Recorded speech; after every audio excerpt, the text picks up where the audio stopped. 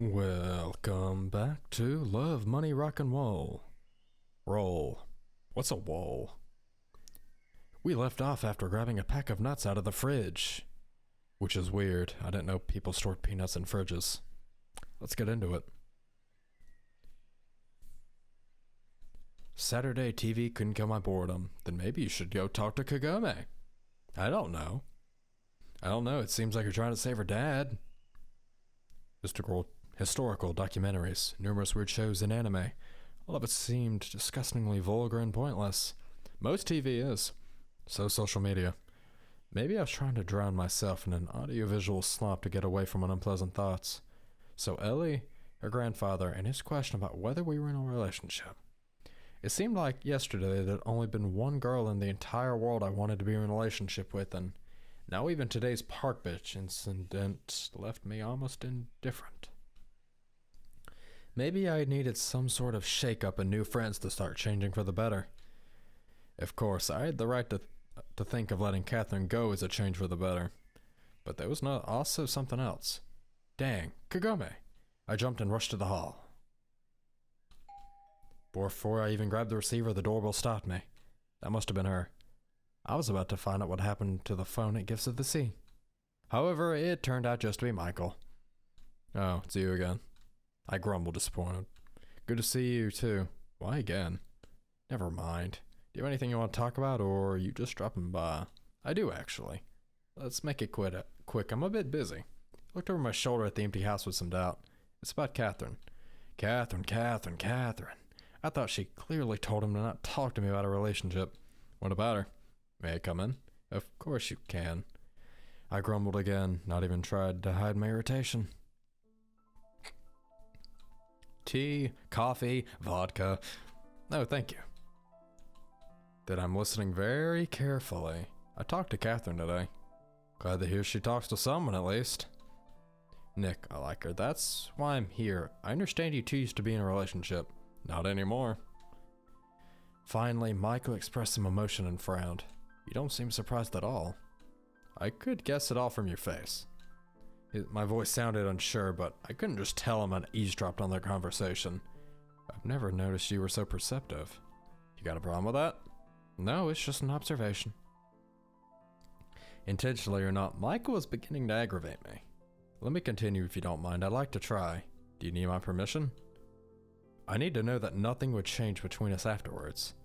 At first, I couldn't understand what the hell he was doing this for. Michael seemed to be stuck with some idea of chivalry that had been outdated for a good 500 years now. But then I realized the situation was far more banal. He was just trying to account for every possible scenario. If Catherine were to agree, someone could think he'd shamelessly taken advantage of a temporary breakup. After all, we were in Japan. With this, he'd be off the hook. Permission granted, no objections left. So you need my blessing, not my permission. I smirked and for some reason put a kettle on the stove. I don't think a choice of words changed the point. Yeah, except not being a priest, I can't give you any absolution. If you see it that way. I just don't get the point of the conversation. Then you're against it? What difference does it make if I'm for it or against it? If I say my mind, are you gonna leave her alone? I need to know in advance. You didn't answer the question. In the end, it'll be up to her to make the decision. Then what are we discussing here? I almost shouted. Lately, thoughts about Ellie and Kagome had helped me avoid the unresolved situation with Catherine. Most importantly, I was okay with that. Maybe I wouldn't even mind for things to stay this way forever. Catherine would continue to exist in some sort of superposition. Everything would be over between us, but at the same time, the issue was with arm's reach. I could just approach her and start a silly conversation about the weather. Nick, I've come to see you as a friend. Have you? Then what do you say if you're in my shoes? Depends on what I felt at that moment. What he felt. I grumbled and took the kettle filled with boiling water off the burner, but Michael also had a point. My answer would hardly matter, most likely. I just had the courage to admit to myself that I was afraid to move on. You know, I'm very glad she came back, I really am. Otherwise, I'd have suffered God knows how much longer because of a person that no longer exists. No longer exists? You think you know her? No, but I'd like to. Try not to be disappointed. That's resentment talking. Yeah, Misha, exactly that. I got annoyed. What am I supposed to be feeling here? I'm not a human, I'm a human being, not an android like you. So sort it out between Catherine and yourself without dragging me into it. Does it mean you don't mind a relationship? Do whatever you want, I don't care. I waved my hand. Then I dare wouldn't take any more time. I'll find the exit. His hypocritical good manners made me flinch. So what had just happened? If Catherine started dating someone else, or if she had been dating before in the US, could that fact change my feelings? I doubted it. It'd be more like additional fuel in my stove of self-flagellation, but no more than that. But right now, I felt no sadness, sorrow, only resentment, as if something important had been taken away. Was it Catherine? She'd successfully done it herself a year and a half ago. No. It was more correct to say I was stripping myself of feelings that had been hurting me for so long. The most frightening revelation was that deep inside I liked it. It felt like I was throwing a 100-pound bag with old junk off my shoulders. Luckily, I didn't suffer from solipsism, and I knew the world around me continued to exist despite my internal turmoil. So, you gonna go to Kagome? What if everything was alright and there was just some problem with the line? As I imagined her face, her indignant voice sounded in my head. Looks like it's high time to panic. I was aimlessly walking from one room to another, and at some point, my eye stopped on the bass guitar that was patiently waiting for a moment. Could I even think about it after the conversation I had with Kobayashi-jun? If not for Kobayashi and the KGB, would have I agreed without a second thought? What about Catherine? Alright, let's say that after the conversation with Michael, her issues was resolved. Resolved that easily. I smirked and picked up the bass. What about Kagome? Of course, if I were to take Kobayashi out of the equation, the factor that fostered our acquaintance would be gone too. For some reason, this thought made me uncomfortable.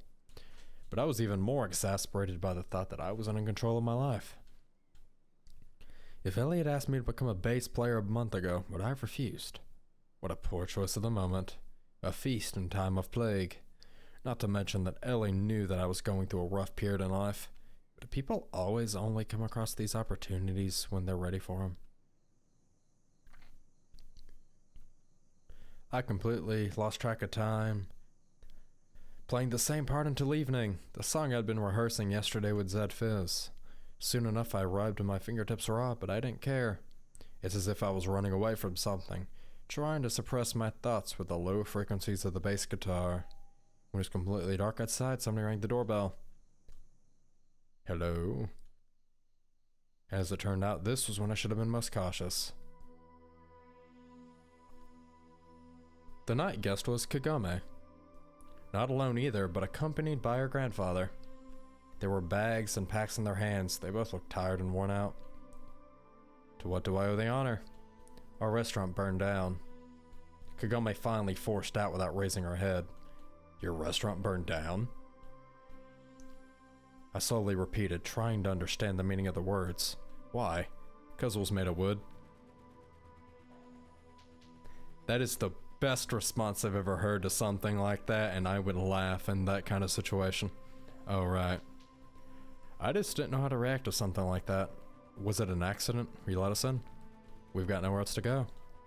In their hands, Kagome and her grandfather held the meager possession they'd saved from the fire. I was trying to see what had happened.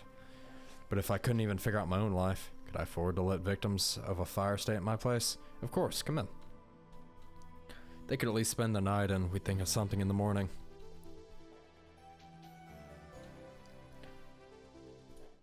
Huh.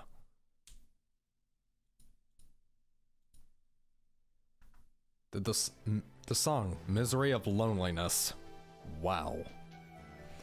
The old man sat at the kokatsu and immediately fell asleep, while Kagome sat at the kitchen table, tensely unpacking their belongings. I was walking back and forth, not knowing what to do. Are you gonna tell me? Kawashima and Asakura came to me yesterday night. I was wrong after all. They hadn't decided to wait. And they just came in and poured petrol all over your door? Of course not, she said angrily and put the bag aside. They came to confront me, but I kicked them out and they promised to take revenge. Then this morning we woke up smelling smoke. Are you sure they're the ones who did it? Are you asking if I have evidence? No, I don't. And I'm sure the police won't find anything either. Even if they do, they'll just bury the case. I see. You see? Is all you can say. What else could I say? In the end, I decided to be tactful and not direct to her words, at least today. Acting like a real knight in shining armor, did you? Pressured me for bullying? Are you happy now? On the other hand, if you don't like it here, take responsibility. She got mad and even woke her grandfather up for the moment. He raised his head, looked around with the sleepy eyes, and immediately fell asleep again. It's your fault. Sure, it is. Who else would you have to blame? Except for yourself not being able to keep your mouth shut. Yeah, weren't you so convincingly telling me yesterday that I should stand up for myself? And where did that get me? You shouldn't have gone that far. Who would have known they were capable of something like that? That was right. Nobody did. Moreover, I wasn't even sure the arson was there doing. What would you have done in my place? Well, I wouldn't have gone so far. Of course, it's my own fault for not managing to take a bunch of rich a-holes down a peg. Nobody's blaming you. Would I really be able to stand up for myself in her place? After all, Asakura and Kawashima had plenty of friends and could count on the silent approval of the entire school. Perhaps my only difference with Kagome was I wasn't as well suited to playing the role of a victim. But if they had chosen me, as the result of some twisted thought process, I got that tugging feeling of guilt again. Arguing in front of the entire school. Public humiliation of Asakura by Kagome. Could she forgive that? I guess not. Good thing, at least everyone stayed alive. I agree, you're right. I shouldn't have approached things so hastily. She scoffed, stood up, walked to the fridge, opened it, and winced. Now, if you don't mind, I'm gonna make dinner. I was quite satisfied with Himitsu's cooking, and I sure hadn't planned on getting a new chef. But I at least tried to find something positive about the situation. It's delicious. Even the old man woke up for dinner. Your name is Nikolai, I think. Yes. Thank you for letting us stay, Nikolai. We don't have any relatives in Tokyo, and all our money burned in the fire, so we couldn't even stay at a hotel. Somehow Kagome hadn't even mentioned the money. Was I supposed to pay for them too? I'm really sorry. My conscience prevented me from taking out my indignation on this nice, harmless old man. He, of all people, were blameless. Exactly, respect your elders. I have a sister, she lives in Hokkaido. As soon as I contact her, we'll be right away and won't bother you any longer. It's fine, I live alone anyway. What about your parents? They died in a car accident a year and a half ago. I'm very sorry, so young and already all alone. Although I was even younger when... Granddad, nobody wants to hear that. Kagome interrupted him rudely, having not even touched the food. He just sighed in response. Apparently he was used to such treatment. Strangers don't care about 100-year-old stories. But Kagome-chan, someone who helped you in a difficult situation, is no longer a stranger. She just scoffed and turned away. You must forgive her, Nikolai. Kagome had been living with her mother almost her entire life. We hadn't talked much, only when her mother died. Granddad.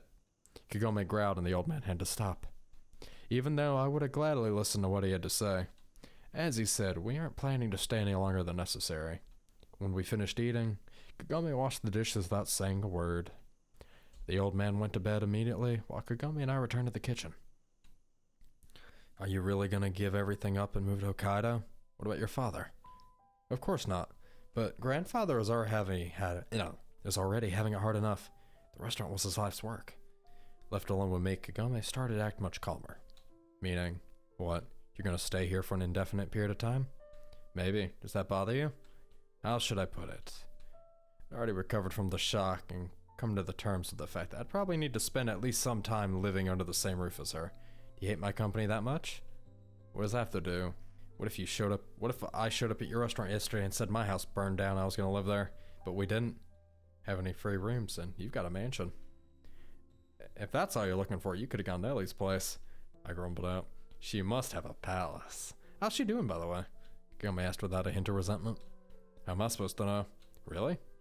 She smiled for the first time. Listen, I've had more than enough experiences for today. I'm going to sleep. Good night. Good night. What's that? You aren't going to argue or talk back to me? No, I'm going to sleep too. I tossed and turned in bed for a while, trying to somehow sort out all the events of the day in my mind. One thing was clear, Ellie would have to find another bass player.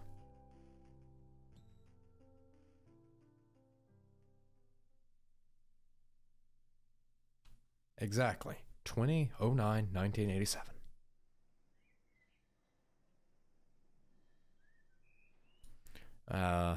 Nothing beats a nice save. Sometimes when you wake up, you really want to finish watching a dream that had abruptly ended. Sometimes you want to keep on sleeping because you don't feel rested enough.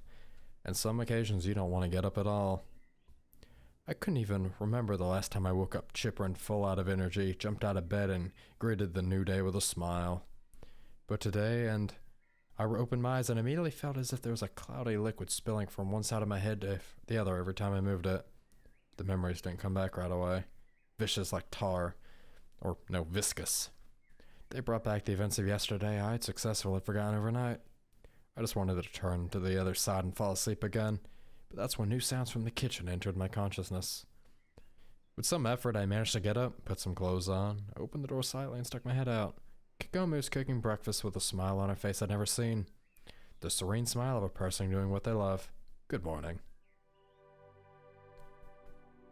I walked in the kitchen, wiping my eyes and smoothing my messy hair. Morning. Kagome turned to me, still smiling for a moment, but then turned serious, preparing to discuss important matters. Won't your grandfather be having breakfast with us? He went to the police station early this morning, I see. Alright then. I walked away to freshen up. There was a new towel drying in the bathroom, as well as a new tube of toothpaste and 2 toothbrushes on the shelf next to the mirror. In principle, there was nothing wrong with that, but I was a little alarmed by Kagome's arrogance. I returned to the kitchen. Breakfast was already on the table. Have a good meal. I sat across Kagome and without saying a word put a solid portion of rice in my bowl. It seemed that my new roommate didn't like to talk while eating either. Breakfast turned out to be tasty. I couldn't help but remark on that. You must want to become a chef. What makes you think that? She asked without even looking at me. Well, you're really good at it, so I thought. Many people cook well, but the economy doesn't need that many chefs. Are you in economics? You could say that. So, you want to become an economist? I'm planning to enroll into the economics department at Todai. She responded calmly, as if talking about her plans for the evening. Todai? Yeah, why? I could imagine Ellie or Michael at Todai, maybe even Kyosuke. Nothing. I just never thought about Todai. Must be difficult to get in there. You just need to pass the exams. I smirked but realized that Kagome was more or less right. After all, those exams were to be a way to find the best of the best, not an insurmountable barrier. Sorry, it's just for me, Todai is something like. I could see that. Kagome smirked and looked at me in the eyes for the first time. What's that supposed to mean? Only that you have a clear understanding of your own abilities. Kagome's words sounded offensive, but there was nothing to latch onto. She was just stating a fact. Fine, now tell me, what are you gonna do next? Next, about your restaurant. Right, now, it's all my responsibility, is that it? I asked sarcastically, but Kagome didn't react in any way. Yesterday, your granddad said he had no money left. How much do you need? Wait, I'll read my wallet. Nikolai, calm down. She said coldly. There's no point in running around now. Is there a point in doing anything now?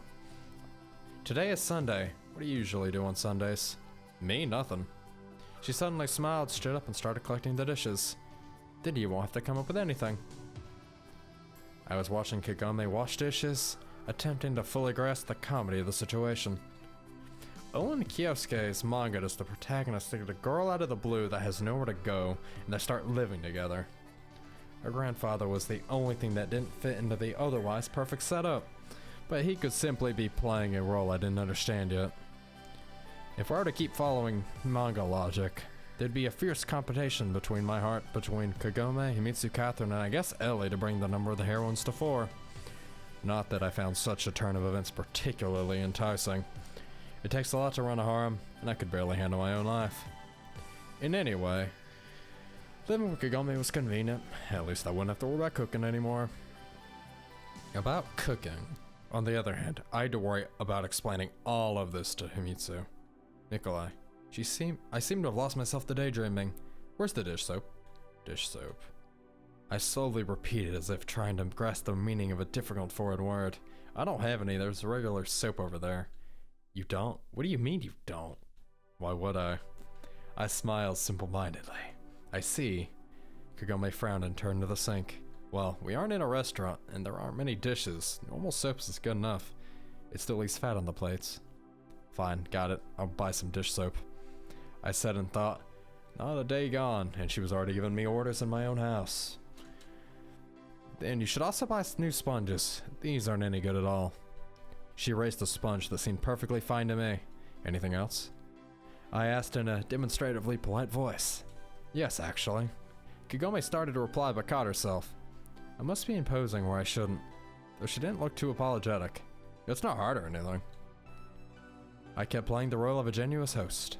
I can still wash the dishes like this, of course. Forgive me, Nikolai. And then, for whatever reason, I felt guilty. I was gonna drop by a household store anyway. Great to hear. She smiled and turned off the tap, and then the doorbell rang.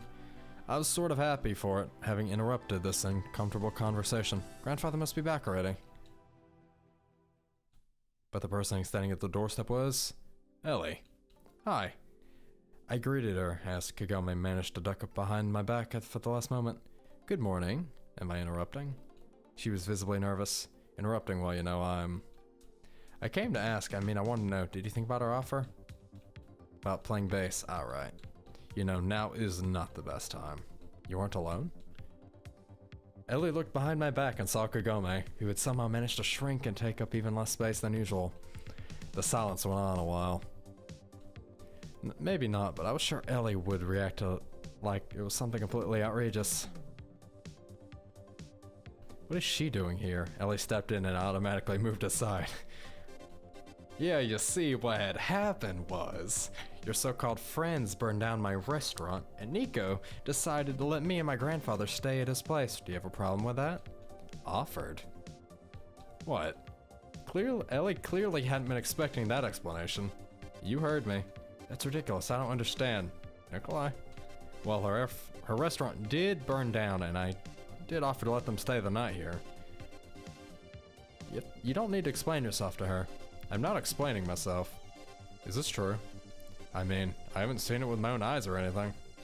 Is that so, and you're taking her word for it? Would you like to take a look at the ashes? Go ahead, I'm sure you know the address. It was hard to even suspect Kagome was lying. The easiest thing to falsify is something that can't be verified. You can claim that pyramids were built by UFOs, or aliens, or that you've seen a UFO. In the end, people would take you for an idiot, but not an outright liar. It'd be much more difficult to prove. For example, that the Americans never landed on the moon. As for Kagome's restaurant, you didn't even need to go to the moon to find out. Even if that's true, why do my friends have to do with that? Who else could have done it? Don't judge people by your standards. Just because you allow yourself violence doesn't mean others do. Besides, nobody in their right mind would respond to a slap with arson. There was logic in her words. I don't believe in coincidence. Who else would do it? Why do I care? Let the police sort it out. The police. Your grandfather has them all on his payroll.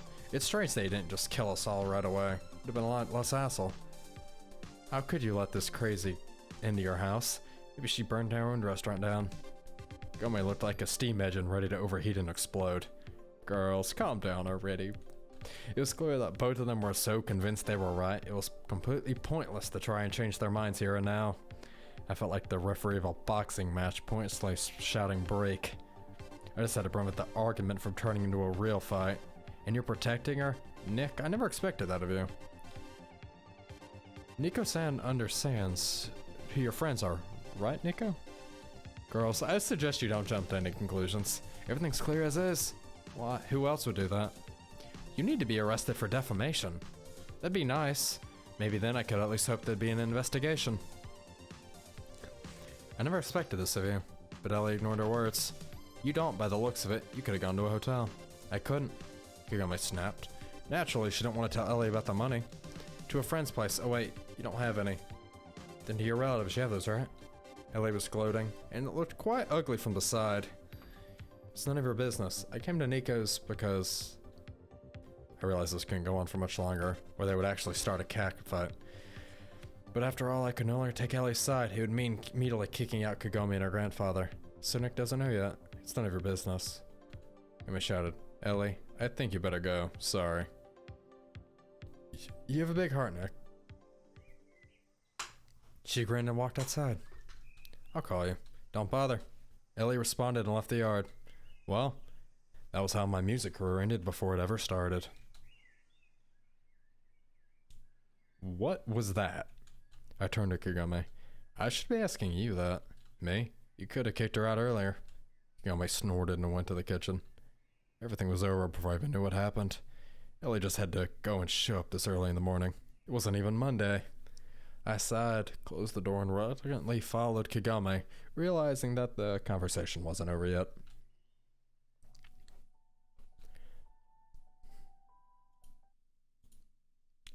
Take a deep breath. Yes, sometimes we all just need to take a deep breath and not make any bad choices.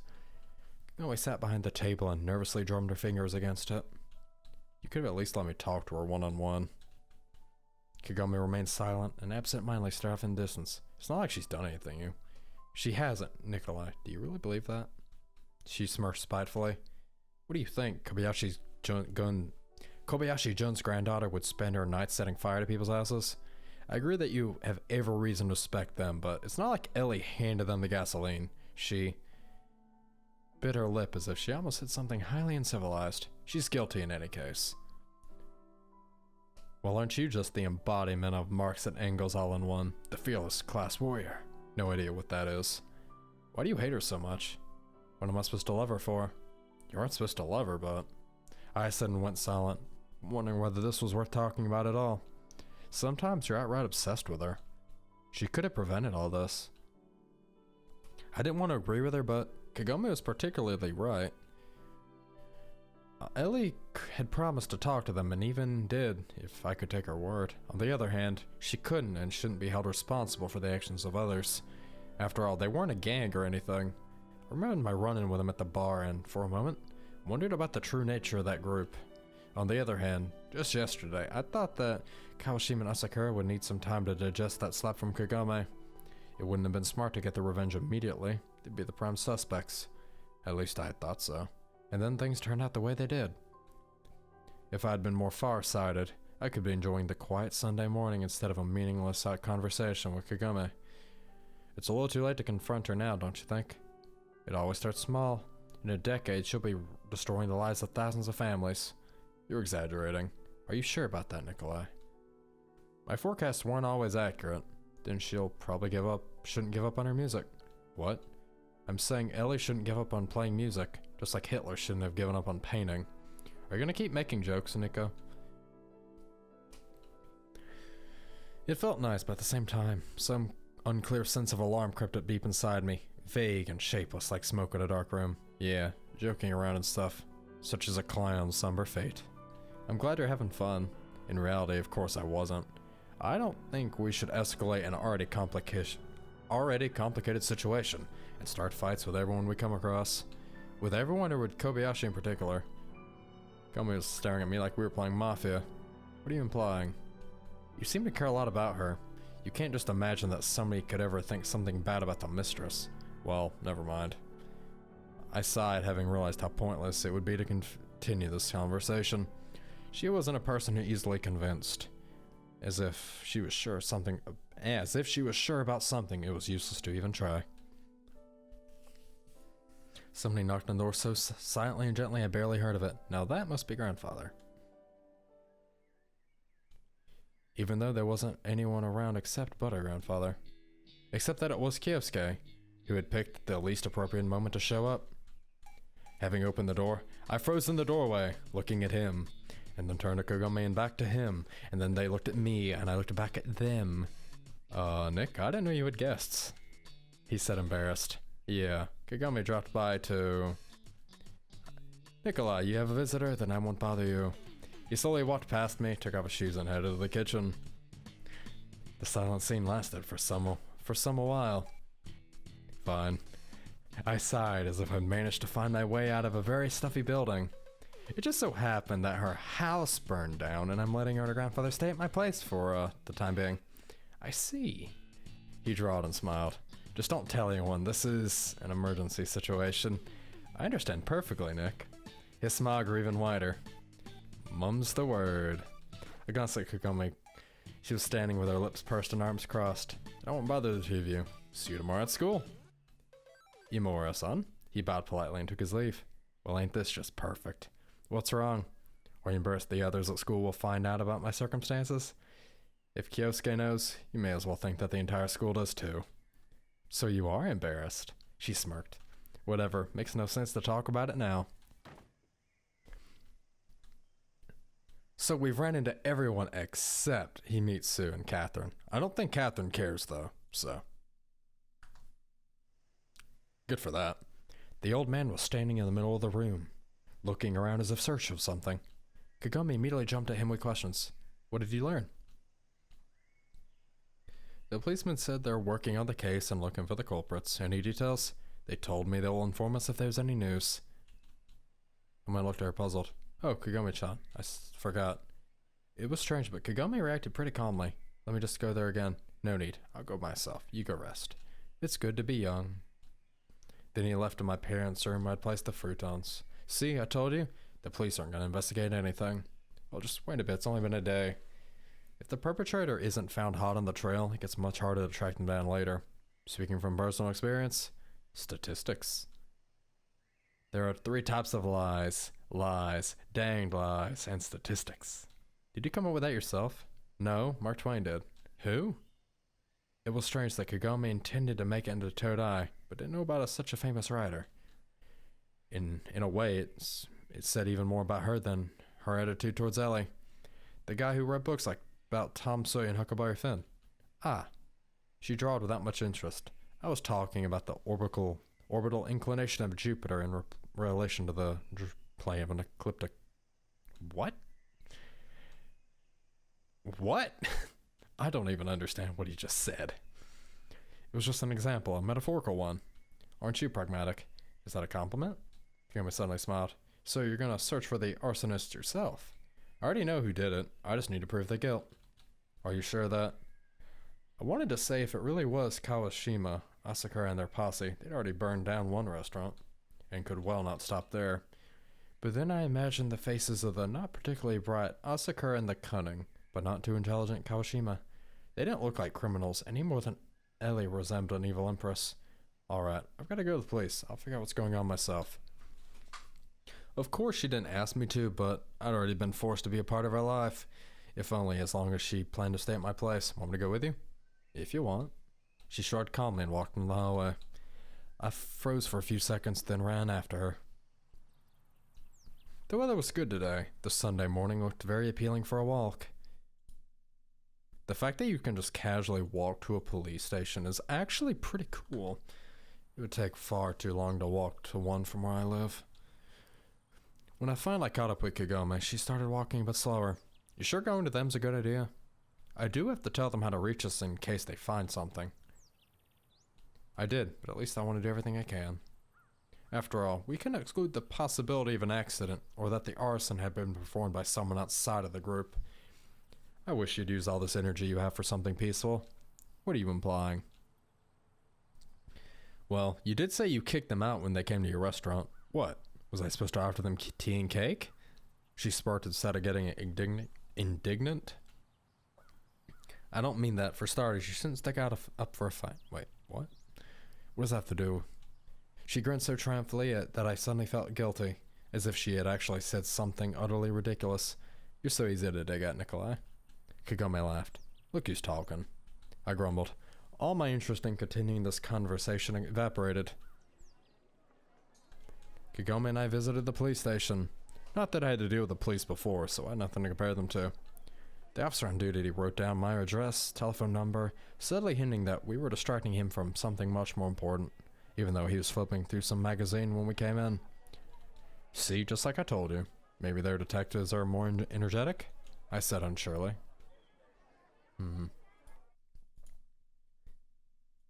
I feel like we might be able to get ourselves killed if I make the wrong choice, because we're about to deal with arsonists, and clearly if they're willing to burn down the building, they're not going to hesitate trying to kill you. Since we're here, let's take a look at it. What's left of my restaurant? Do you not believe me? I never said anything like that. You didn't, but you thought it. Oh, come on. Relax, I'm joking. She suddenly smiled. Let's go. I want to take another look anyway. Maybe something survived the fire. Kagome's restaurant was a sad sight. Looked like the old wood had gone up like a match, burning down almost instantly. Thank goodness, Kagome and her grandfather managed to escape. In place of the restaurant, there was only a pile of charred wood and kitchen equipment. Here, there were shiny plates, cups, spoon, and other dishes washed by the water from the nozzle. And in the middle of it stood an almost untouched chair, somehow having survived the inferno. Next to it was a pan filled with charred pieces of wood that looked like burnt toast. Ravens were circling the sky above us, apparently looking for something to scavenge. The fire hadn't spread anything valuable, of course. How does it feel to lose everything you had in an instant? I'd lost my parents, but kept the house, and as it turned out later, the bank account. Obviously, nothing can replace the person you love, but it's always easier to grieve in a Mercedes than digging through the ruins of your home. That's an understatement. Let's go home, she said. I noted that it was actually my home, but keeping her condition of mind, chose to keep quiet. On the way back, it looked like she just escaped hell herself. Maybe we shouldn't have gone after all. We should have. Now I'm certain what I must avenge and who should pay. Avenge? How exactly? You're gonna kill them or what? You're alone and there's plenty of them. She suddenly remained silent, which I could tell took a considerable effort by her. If you're planning something illegal, I need to know. It's none of your business. She finally hissed through her teeth. It wouldn't be if you hadn't decided to stay in my house. She bit her lip and stopped. I don't know what to do, but... Her cheeks started trembling and tears swelled in her eyes. I can't forgive them for this. How am I supposed to move on knowing these guys are sneering at me, enjoying their freedom? Did you know that people from the entire neighborhood came to our restaurant? For example, Kawaki-san. He's more than 90 years old. He has 12 grandchildren, even more great-grandchildren. Suzuki-san goes out to the sea on a trawler and always came by our place here to drink every time he returns to shore. Honda-san often played Go with my grandfather, and I understand. Those people and dozens other are victims too. I'm not saying those responsible shouldn't face a punishment, but you aren't a police officer or a detective, but I have to. I had no other choice but to hug her and try to calm her down. Kami didn't push me away and didn't press herself closer either, just standing and crying as if she was leaning against the wall. There. Finally she calmed down somewhat, wiped her tears on a handkerchief, and looked at me. Is that just like a thing people carry? Sorry for making a scene, that was unlike me. And thanks for letting us stay at your place. I understand. I don't always express my emotions properly and I might seem rude, I know, but my grandfather and I are really grateful. Alright. I just acted like a decent person. Anyone would do the same. Not sure. We barely talked on the way back. But Kagami did drive me to a store and bought a number of simple groceries for lunch. And even paid with her own money. When I said that it was the last of our money, she just scoffed. The old man was waiting for us at home, thunderously snoring at the kokatsu.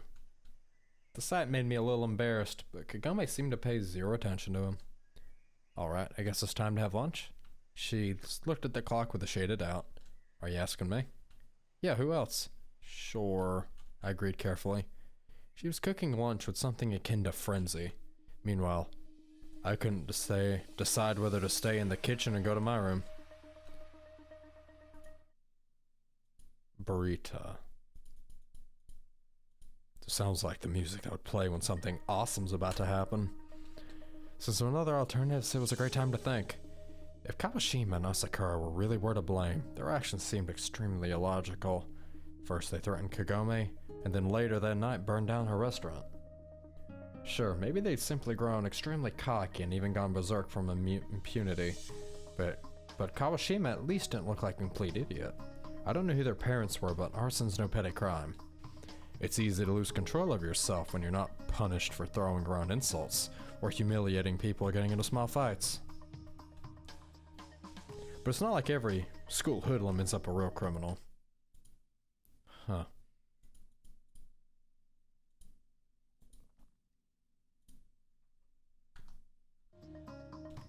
Besides, all of them had something to lose. Money, status, reputation. This probably... Who's the culprit then?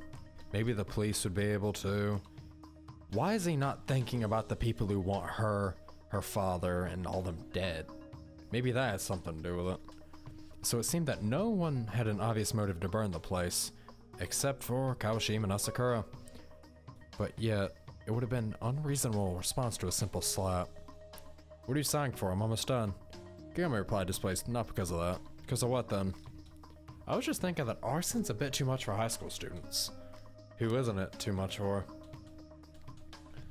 Kawashima didn't look like a total idiot, and she's next in the group's hierarchy after Ellie. Well, think about it. They come to your place in the afternoon to talk things over, and then burn it down the same night. Who would be the prime suspects then? You're speaking from the position of a person who's afraid of the consequences of his actions.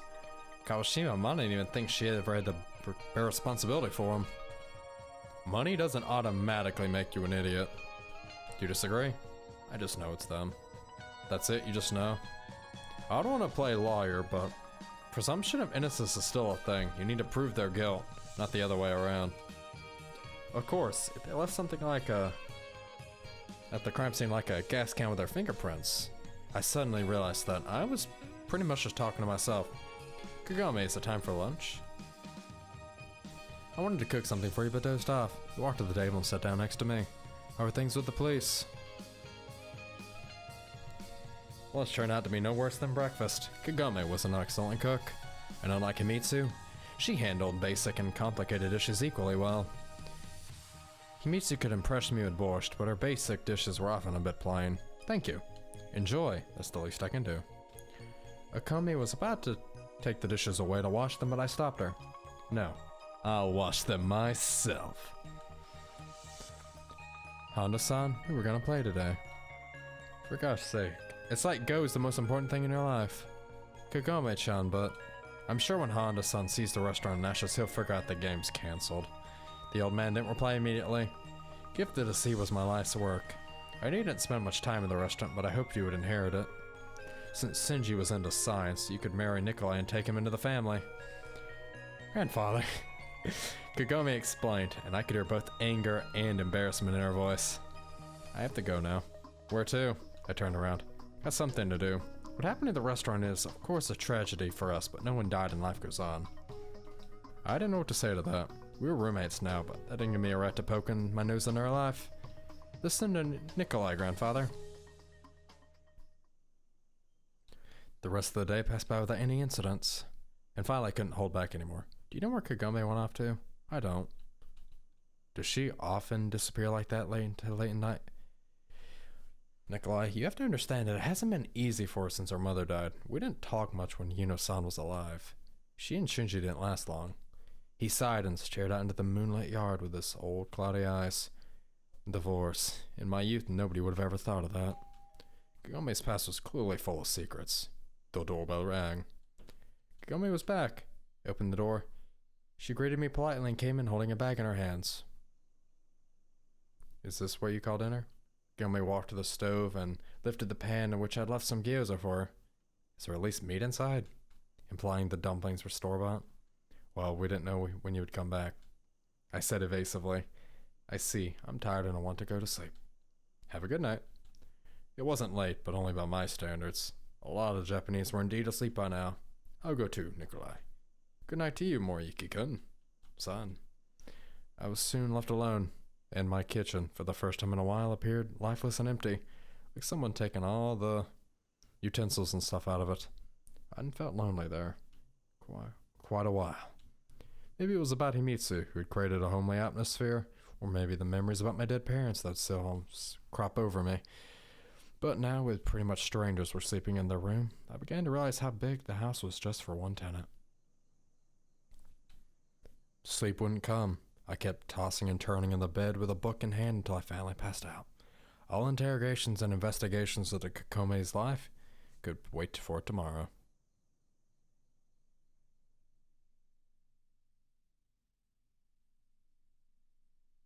(21/09/1987).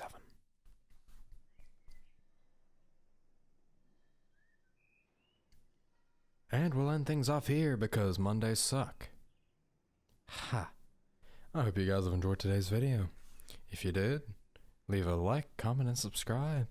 And I will see you in the next video. Maybe, just maybe, she hunted them down and killed them herself. That'd be really hard to side with her, especially with our moral values. But oh well, this is a game, not real life.